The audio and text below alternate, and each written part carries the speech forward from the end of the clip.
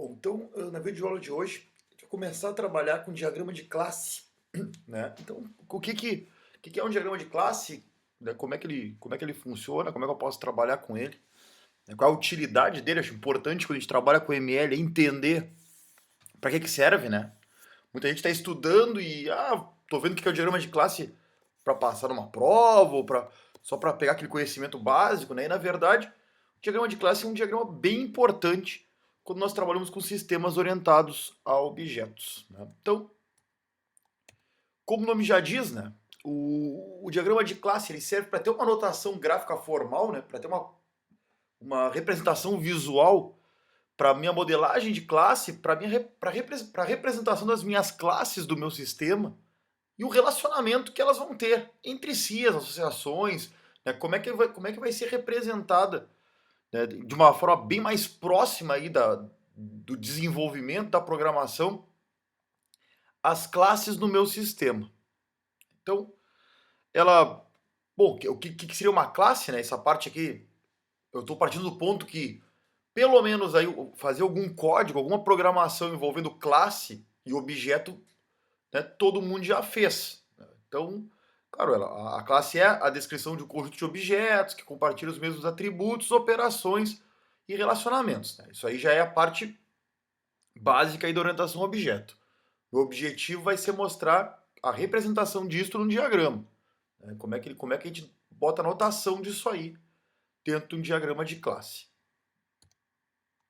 Bom, a notação é bem simples, né? Basicamente, é um retângulo ali que ele é subdividido em três partes. A primeira, a do topo, é o nome da classe. A segunda parte é onde vão os atributos. E a terceira é onde vão as operações. Algumas considerações aqui, já pensando um pouco em exportações, já pensando um pouco em alinhar a parte do diagrama com a parte do desenvolvimento em si, que é onde a gente vai programar, né? Então, assim, algumas coisas que eu já de cara, quando a gente for trabalhar com classes, ali com diagrama de classe, eu já aconselho a não fazer. E que está representada nessa minha anotação. Por exemplo, ali, funcionário com acento, né? Eu já, por padrão, como a gente não tem acento quando a gente fala de linguagem de programação, de todas que eu conheço, pelo menos, né? Então já é importante, quando for criar classe, evitar acentuação, evitar espaço em branco, ser cedilha, né? Já pensar em utilizar só aqueles caracteres aceitos aí no padrão do desenvolvimento mesmo, que não é realmente o brasileiro, né? Então, já ter esse cuidado. Então, o nome da classe é o primeiro. Primeiro a parte do retângulo ali. Os atributos, que é essa parte que está com azul fraquinho. E em vermelho são as minhas operações, que serão meus métodos, né? Os métodos que eu vou trabalhar. Então, nome da classe, atributos e operações. É isso que eu preciso saber para compreender como é que funciona o diagrama de classe olhando para ele. O nome da classe, né? Como é que eu posso representá-lo? Ou boto o nome simples, que seria somente o nome da classe, ou precedo ele do nome do pacote que eu vou trabalhar. Muitas vezes a classe está dentro de um pacote e tu pode representar aqui, ó, nome da classe precedido do nome do pacote, já para ficar representado direitinho de onde ela pertence. Claro que em alguns diagramas nós não precisamos fazer isso. Eu não gosto muito de trabalhar assim quando trata-se do meu próprio sistema, né? Porque fica uma situação que para ver o nome da classe eu tenho que olhar para cá, né? Olhar para a direita ali, fica todas as classes precedidas aí basicamente do mesmo pacote, ou pelo menos boa parte delas, né? Então, pelo menos no primeiro momento, eu gosto de trabalhar com a classe simples, e aí a gente vai ver que podemos colocar um pacote por fora, né, sem precisar representar assim a minha classe. Tá? Então, ou eu boto o nome simples, ou precedo do pacote, do nome do pacote que eu vou trabalhar. Então é isso aí. Então essa aqui tá a minha classezinha. Normalmente eu trabalho da forma mais simples. Atributo são as características da classe, né? Então, que pode ser o atributo? É tudo aquilo que eu vou precisar representar ou possivelmente depois armazenar ou utilizá-lo em outro momento da minha aplicação, né? O resultado de um cálculo que talvez eu precise, não queira fazê-lo sempre. Então, eu posso melhorar, eu posso representar tudo isso através de atributos. São as características da minha classe. Alguns exemplos: idade, endereço, CPF, número do correntista. Aqui já tem a parte do encapsulamento que eu vou mostrar daqui a pouquinho. Mas algum comentário também sobre a questão dos atributos. Vamos ver se já tem na representação. Não. Pois aí tudo junto eu mostro. O que acontece? A gente está criando nossas classes e notem que, por exemplo, aqui nesse meu exemplo de atributo, eu também não sigo padrão algum de nomenclatura. Eu boto idade com I maiúsculo, endereço com I minúsculo, CPF maiúsculo. É toda uma notação que pode ser feita de qualquer maneira. E realmente, eu posso fazer essa notação de qualquer maneira. Mas na hora que a gente for criar agora nossas classes, nós vamos ver que tem algumas regrinhas que é legal a gente seguir, dependendo de com qual linguagem a gente vai trabalhar. Operações e métodos. Bom, aí é a questão do que seria um método mesmo, né? Então, aqui, por exemplo, consultar, calcular imposto de renda, tocar música, ligar, desligar, são tudo exemplos de métodos, são as nossas ações, né? As nossas operações que a gente vai fazer dentro da nossa classe. Aqui tem, claro, a notação mais formal. A minha ideia aqui está sendo mais é mostrar a parte prática. Vai afetar o estado do objeto, pode alterar o valor dos atributos, enfim, aquela história toda. Visibilidade. Bom, o visibilidade é uma parte bem importante que a gente chama do encapsulamento, né? Dentro da fundamentação da orientação a objetos. Visibilidade são 3 tipos que nós temos aqui para trabalhar. O público, que ele é representado pelo sinalzinho de mais, todo mundo pode ver. Então, assim, o que é público? Ele pode ser visto por todas as outras classes que usarem esta minha classe. O protegido, ele já pode ser visto somente pela própria classe e por quem herda as funcionalidades dessa classe aí. Né? E o privado é escondido, só é visível dentro da própria classe. Então essa parte do encapsulamento ela é muito importante, né, para que problema orientado a objetos. Público, protegido e privado. O público todo mundo vê, protegido somente pela classe e pelas herdeiras, e o privado só pode ver dentro da classe. A ideia da visibilidade aqui é que eu consiga definir o que eu quero expor na minha classe e o que eu não quero expor. Então, assim, tá, quem está começando, por que eu tenho isso? Né? Por que eu tenho que fazer esse tipo de visibilidade? A gente programa orientado a objetos e outras pessoas podem usar nossas classes, até mesmo nós em outro momento, e tem determinadas funcionalidades, determinadas operações ou determinados métodos que eu não quero que qualquer um possa ver por uma questão até de segurança, né, por não acabar expondo coisas desnecessariamente. Tem métodos meus que são internos, atributos, a mesma coisa. Então, essa parte de encapsulamento, ela tem uma série de boas práticas, ela tem uma série de funcionalidades que eu aplico à minha classe que ajuda no desenvolvimento. E coisas que nem sempre é interessante expor aí, né, nas minhas classes. Bom, a parte dos estereótipos aqui eu não vou começar agora, né? A parte de relacionamento, nessa primeira videoaula, não, na próxima videoaula a gente trabalha. Vamos ficar até aqui, ó. Até a parte de visibilidade. E vamos dar uma olhadinha em um exemplo prático disso aqui. Tá? Vamos ver aqui um exemplo prático. Bom, eu tô aqui com o meu Asta. Essa aqui é a versão Professional, né? Eu botei para baixar no programa tia.net, ali tem o link para baixar a versão free. A Professional já tem bem mais coisa, ela tem uma versão de 30 dias. Né? Quem é estudante pode pedir a versão Professional de forma gratuita lá no site deles. Nós vamos começar assim, ó. Começar criando um diagrama de classe. Class Diagram. Certo? Tá aqui. Bom, o processo de criar classe é bem simples. Vem aqui. clico aqui no retângulo da class e coloco ela aqui.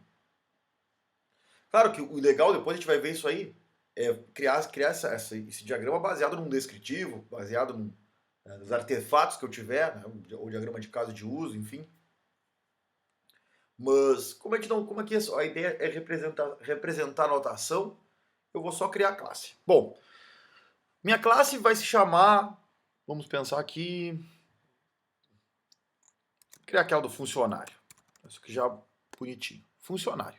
Então a minha classe ela vai se chamar funcionário e eu vou criar aqui algumas características, ali, botar ali os atributos, botar os métodos de funcionário. Primeira coisa aqui, quando eu estiver criando, eu posso vir aqui eu vou botando maisinho, ó, no amarelinho, ele já vai criando para mim. É só acostumar com asta, né? Depende, tem vários outros. Né? Então o funcionário ele vai ter o nome. Aqui eu já vou colocar um tipo associado ao nome. Notem que ele já está puxando alguma coisa do Java lá, ó, java.lang. Né? Então já é algum detalhezinho. Opa, criei a operação direto. Criar mais atributos aqui. Nome, salário, meu salário, 2 pontos, botar float. Agora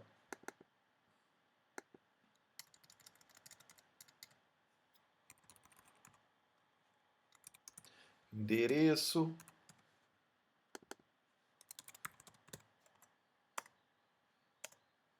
Vou dar um enter aqui e já vai para outra linha. Data de nascimento.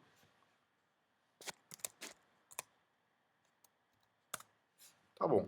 Operações, no primeiro momento. Aqui eu vou botar um outro campinho para ficar legal.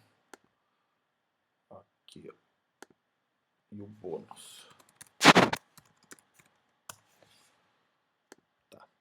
Então aqui na hora de criar o meu método, vou dar um zoom aqui.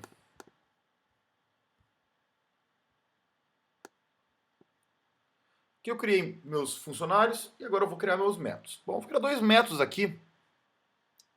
Interessante na anotação aqui, eu vou mostrar. Aqui está com encapsulamento. Mas interessante, eu vou criar 2 métodos aqui. Ó.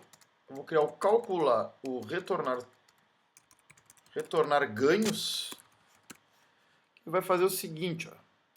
Ele não vai receber nada como parâmetro, vai me retornar um float. Que, na verdade, ele vai somar. Ó. Somaria o bônus com o salário e diria quanto é que esse cara está ganhando por mês. Tá? Seria essa a ideia. Retornar ganhos e retornar ganhos e calcular idade. 2 pontos int.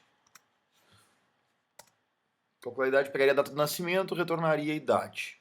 Então, assim, ó, explicando basicamente como é que eu montei essa classe, nome da classe, atributos e métodos. Aqui eu já usei uma anotação, algumas coisinhas, né? Como eu comentei ali, o Astra, ele já... Claro, tu pode trocar o estereótipo dele, trocar como é que diz? Assim, o estereótipo seria a estrutura da classe, né? Aqui ele já traz por padrão todo um apoio, ó, à minha estrutura de projetos em Java. Ele já coloca algumas notações padrão de tipagem, de lista, que é bem interessante, tá? Já traz os pacotes lang e útil, que é bem interessante, porque já tem os tipos, eu já posso trabalhar com uma lista. Então ele já vem com a parte do Java bem tranquila de trabalhar. Eu não cheguei a olhar outras estruturas, mas eu acredito que ele já tem ali para o C# e para uma outra linguagem. E eu também posso estender, criar os meus próprios pacotes para ajudar no projeto. Mas basicamente, ele já traz, por exemplo, o string. String já é um tipo do Java. O date já é um tipo do Java, não é um tipo nativo, que nem o float, que nem o int. Esses que estão em maiúsculo já são classes, ó, classes do Java. Então, assim, claro, eu não tenho que programar minha classe ou representar minha classe, criar minha classe pensando na programação, necessariamente. mas ele já te dá essa ajuda. E essa ajuda é bem legal. Então eu vou trabalhar pensando aqui depois em colocar um projeto Java, né? A gente diz que na modelagem, né, daqui a pouco tu não precisa te preocupar tanto com a linguagem, né? Chegar tão do baixo nível, mas aqui na classe sim, né? Aqui na classe é importante que eu já pense, ou pelo menos eu já tenha ideia de qual é a linguagem que eu vou trabalhar no projeto. Não é obrigatório, né? Mas já é interessante eu ter esse tipo de conhecimento. Me ajuda, né? Pela tipagem, por toda a questão que eu posso até gerar o código depois. Bom, então já pensando na notação Java, tem algumas regrinhas, ou pelo menos algumas boas práticas que a gente vai tentar seguir na programação orientada a objetos e de notação já pensando no Java. Bom, nome da classe, essa aí é uma para todas as linguagens, né? Pelo menos as principais. O nome da classe começa com maiúsculo. Atributos, minúsculo. Primeira letra, minúscula sempre. E os métodos, essa aí que varia muito de linguagem para linguagem, eu trabalho sempre quando eu estou fazendo projetos em Java, com a primeira letra minúscula. Então é uma questão de notação, mas nas classes a gente vê também algumas linguagens que trabalham com método já começando com maiúscula. Né? Nesse meu caso, então, eu trabalho sempre os meus atributos minúsculos e o meu método também começando com a primeira minúscula. E a minha classe, sim, eu trabalho já começando a primeira letra maiúscula. Encapsulamento, pelo menos sem parar muito para pensar, os atributos. Isso aqui é uma boa prática de programação. Os atributos são sempre privados, aí vai para outra videoaula, né? A gente trabalhar sobre a exposição dos atributos, como é que a gente pode fazer. Mas no primeiro momento eu coloco os atributos privados e esses métodos, né? No primeiro momento eu estou trabalhando ele como público. Né? Depois eu vou fechar aqueles que eu achar que são importantes. Então o que está expressado aqui para fechar? É o nome do atributo, o tipo, e aqui nos métodos também. É o nome do método, o tipo que ele retorna e o encapsulamento fica à esquerda. Então, nesse meu método ele não vai receber nenhum parâmetro e vai retornar um float. Esse aqui não vai receber nenhum parâmetro, vai retornar um int. Se eu quisesse passar parâmetro, eu venho aqui e chamo o parâmetro.